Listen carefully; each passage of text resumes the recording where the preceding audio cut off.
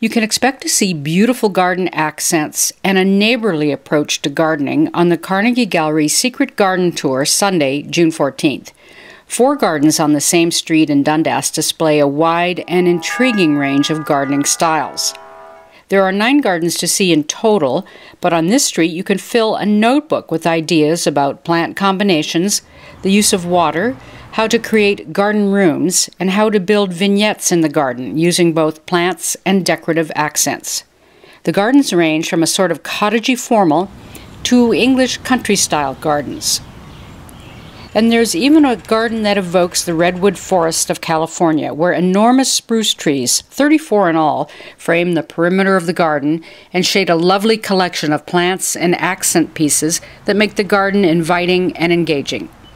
The Carnegie Gallery Garden Tour runs from 10 a.m. until 4 p.m. on Sunday, June 14th. Full information is on the website. I'm Kathy Renwald for thespec.com.